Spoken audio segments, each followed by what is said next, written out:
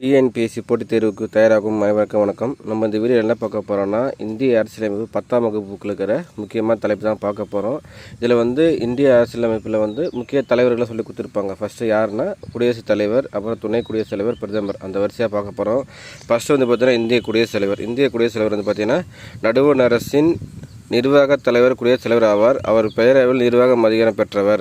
அவர் இந்தியாவின் முதல் குடிமகன் ஆவார். முப்படைகளும் தளபதியாக செயல்படுகிறார். இவர் தான் பார்த்தீங்கன்னா இந்தியாவின் முதல் குடிமகனும், அது மட்டும் இல்லாமல் முப்படைகளும் தளபதியாக செயல்படுகிறார். அதுதான் ரொம்ப முக்கியமான தலைவர். ஏன்னா இப்போ ரீசெண்ட் டைமில் முப்படைக்கும் அவர் தான் தளபதி. விமானப்படை, தரைப்படை, இராணுவம் எல்லாத்துக்குமே அவர் தான் தளபதியாக இருப்பார். அதுக்கப்புறமேட்டு டாக்டர் ராஜேந்திர தான் இந்திய முதல் குடியரசுத் தலைவர் நம்ம எல்லாரும் தெரிஞ்சு தான்.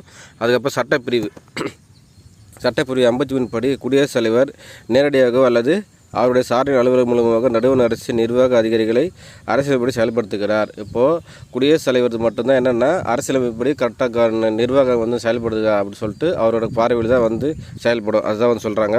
அதுக்கப்புறம் தேர்தலில் போட்டியிடுவது தகுதிகள். இப்போ இந்திய குடியரசுத் தலைவர் தேர்தலில் போட்டியிடுவதற்கான தகுதி என்னென்னா, ஃபஸ்ட்டு இந்திய குடிமகன் இருத்தல் வேண்டும். அதுக்கப்புறமேட்டு 2வது 35 வயது உடையவராக இருத்தல் வேண்டும். நடுவண் அரசினோ அல்லது மாநில அரசிலோ உள்ளாட்சி அமைப்புகளில் ஊதியம் பெறும் பதவியில் இருத்தக்கூடாது. இப்போது ஸ்டேட் கவர்மெண்ட்டு, சென்ட்ரல் கவர்மெண்ட்டு, உள்ளாட்சியில் சம்பளம் அரசு ஊழியராக இருக்கக்கூடாது. அதை தான் சொல்கிறாங்க. அதுக்கப்புறமேட்டு என்னென்னா மக்களவை உறுப்பினராவதற்கான தகுதியை பெற்றுள்ள மக்களவை உறுப்பினராவதற்கான தகுதியை பெற்றிருக்க வேண்டும். அதுக்கப்புறமேட்டு குடியரசுத் தலைவர் தேர்ந்தெடுக்க வாக்காளர் குழுமத்தில் அவர் யார் தேர்ந்தெடுக்கிற வாக்காளர் அந்த கமிட்டி இருக்குது பார்த்தீங்கன்னா, அதில் அந்த குழுமத்தில் 50 வாக்காளர்கள் முன்மொழிவும் மேலும் 50 பேர் வாக்காளர் என்ன பண்ணாங்க உங்களுக்கு வழிமொழிய வேண்டும். அதுதான் தகுதிகள். அதுக்கப்புறம் தான் இந்திய குடியரசுத் தலைவர் பாராளுமன்ற உறுப்பினராகவோ அல்லது சட்டமன்ற உறுப்பினர் பதவி வகிக்கக்கூடாது. அப்போ எம்பியாவோ எம்எல்ஏவோ இருக்கக்கூடாது. அப்படி இருந்தார்னா அந்த பதவி என்ன பண்ணணும்னா ராஜினாமா பண்ணிட்டு தான் நம்ம குடியரசுத் தலைவர் பதவிக்கு போட்டியிடணும். அதுக்கப்புறமேட்டு அந்த பதவி காலியானதாக அறிவிக்கப்படும். அதுக்கப்புறமேட்டு இந்திய குடியரசுத் தலைவர் தேர்தல் பார்த்திங்கன்னா ஒற்றை மாற்று மூலம் விகிதாச்சார பிரதிநிதி அடிப்படை தான் தேர்ந்தெடுக்கப்படுறாங்க.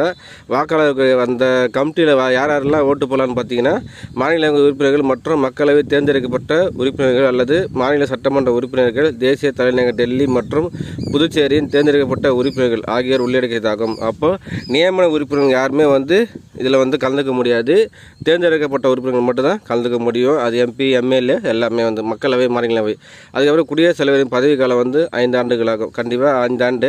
அதுக்கப்புறமேட்டு மீண்டும் அவர் பார்த்திங்கன்னா இந்திய குடியரசுத் தலைவராக தேர்ந்தெடுக்கப்படுறதுக்கான அரசியலமைப்பில் இடம் இருக்குது. அவர் மீண்டும் தேர்ந்தெடுக்கலாம். அதுக்கப்புறமேட்டு குடியரசுத் தலைவர் அதிகாரங்கள். குடியரசு அதிகாரம் பார்த்திங்கன்னா அரசியலமைப்பு சட்டப்பிரிவு 74 படி நடுவண் அரசின் ஒவ்வொரு நிர்வாகமும் யாரோட பேர்த்தலைன்னா குடியரசுத் தலைவர் பெயராலேயே நடைபெறும். எல்லாமே நடவடிக்கை எல்லாமே எதில் பார்த்தீங்கன்னா குடியரசுத் தலைவர் பேர் தான் நடத்துவாங்க. எந்த சட்டப்பிரிவுனா 77 படி.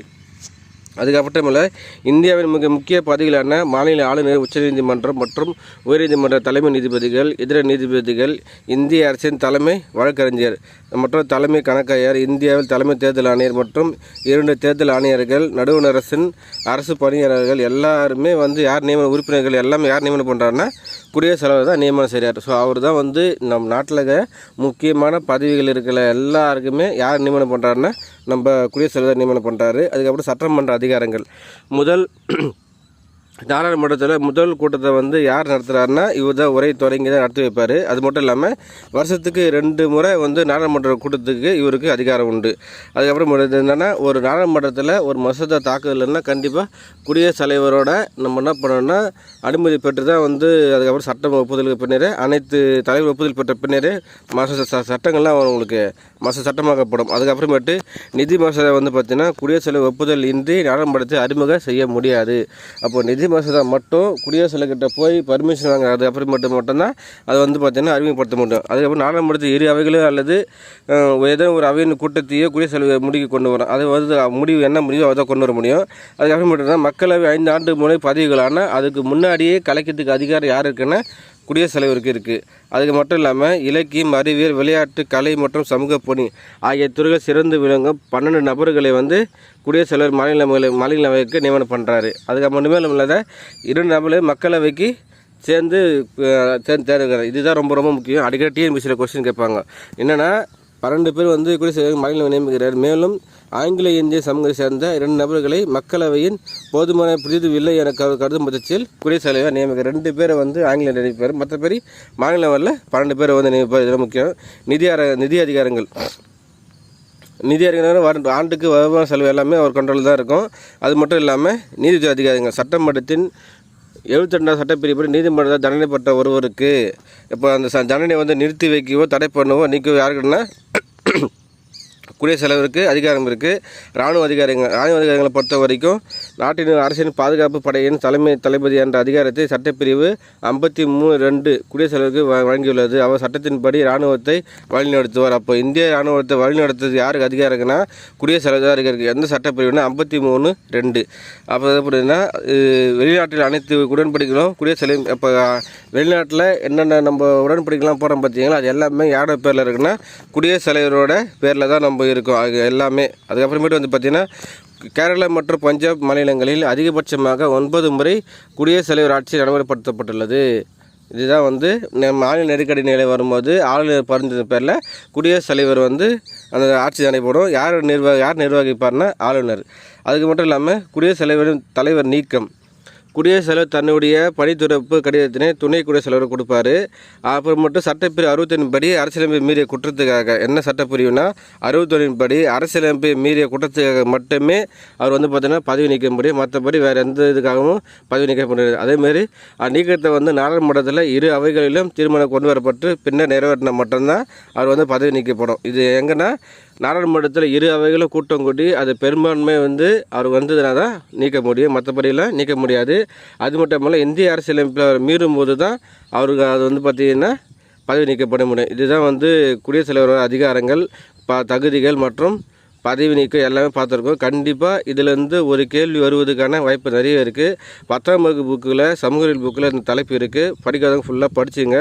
அது மட்டும் இல்லாமல் படிக்கும்போது இந்த மாதிரி வாட் எல்லாம் படிக்கக்கூடாது. ஒரு கேள்வி கேட்டு ஆன்சர் சொல்கிற மாதிரி படிக்கக்கூடாது. ஒரு கூற்று காரணம் அந்த மாதிரி தான் படிக்கணும். கூற்று காரணங்கள் வச்சு பட்ச மட்டும் தான். ஏன்னா இந்த அதிகாரங்களில் வந்து தகுதிகள் வந்து கீழ்கண்டடியாவே பொருந்தாது அந்த மாதிரி கேட்பாங்க.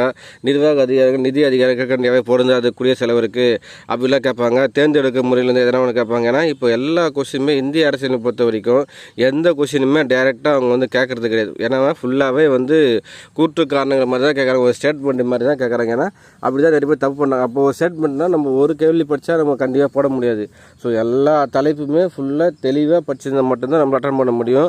அதை மனசில் வச்சுட்டு ஃபுல்லாக நீங்கள் படிங்க. ஸ்கூல் புக்கில் இருக்கிறத ஃபுல்லாக நீங்கள் படித்தாலே போதும். கண்டிப்பாக அதில் தான் கொஸ்டின்ஸ்லாம் வரும். ஸோ உங்களுக்கு வந்து இந்திய குடியரசுத் தலைவர் பற்றி ஃபுல்லாக ஒரு தலைப்பு மாதிரி போட்டு அதை எழுதி வச்சுங்க. அது மட்டும் இல்லாமல் அது இந்திய துணை குடியரசுத் தலைவர், பிரதமர், இந்த மாதிரி ஒவ்வொரு தலைப்பாக நம்ம போட்டு அவங்க அதிகாரங்கள் என்ன முக்கியமாக ஷார்ட்டாக நம்மளுக்கு கீவேர்டு மாதிரி எழுதி வச்சோம்னா கடைசி நேரத்தில் ரிவிஷன் பண்ணுறது நம்ம வசதியாக இருக்கும். ஸோ அந்த வீடியோ பிடிச்சிருந்தா லைக் பண்ணுங்கள். புதுசாக பார்க்குற மறக்காமல் நம்ம சேனல் மட்டும் சப்ஸ்கிரைப் பண்ணி மக்களே. தேங்க்யூ.